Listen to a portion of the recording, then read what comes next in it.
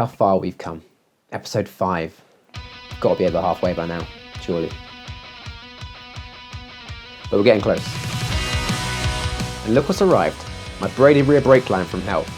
It's the last job left to do on the swing arm section, so I wanted to get that sorted first.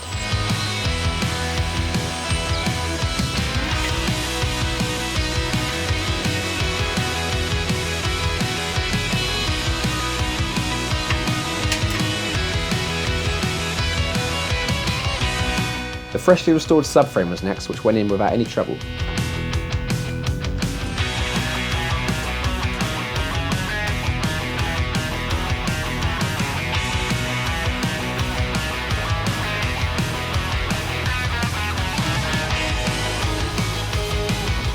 you know what? Seeing the rear footrests in the daylight made me so glad I'd taken the time to bring them up so well.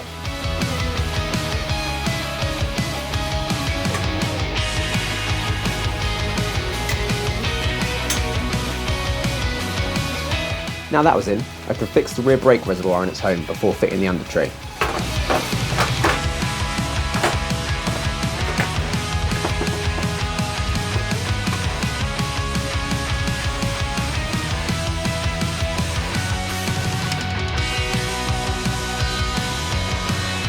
Now it's very important to remember to keep safety goggles on your head when fitting the tail unit.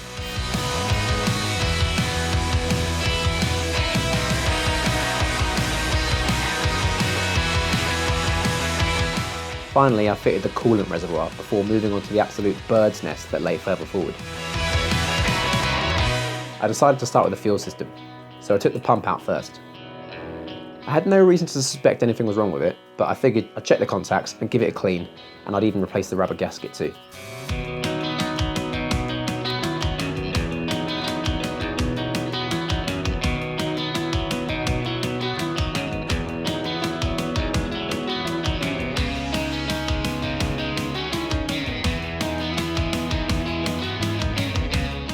I made up some new fuel pipes to replace the old ones. One had gone so brittle it cracked in my hand trying to straighten it out.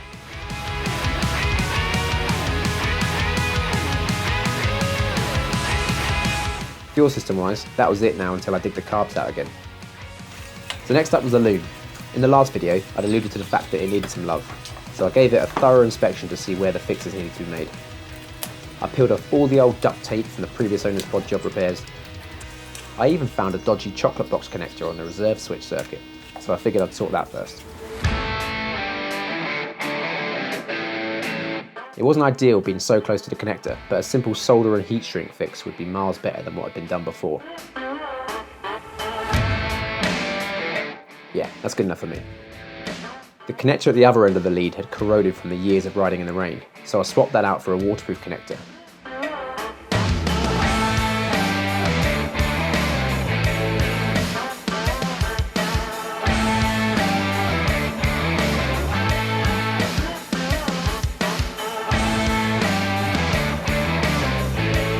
It was a bit fiddly to do, but at least it will fare better in the elements than the last one did.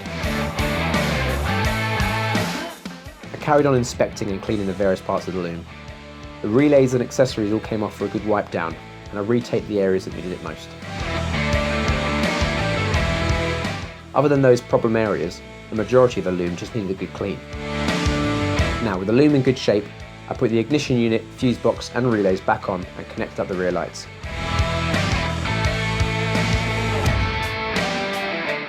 Moving forwards again, I took the ignition coils off and gave them a good clean up on the bench. This also gave me a bit more room around the top end of the engine for when I do the valve clearances. While I was there, I took off the water jacket and thermostat and fitted the vacuum takeoff hoses for the carb sync gauges. I knew I'd never have better access than now, and that future me would thank me for it.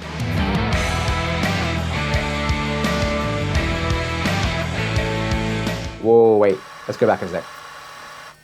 You may have noticed we have a neighbour in the garage. Yeah, this and the homeschooling, it all added up, so I decided I'm going to have to sell one of the children and bought a third motorbike.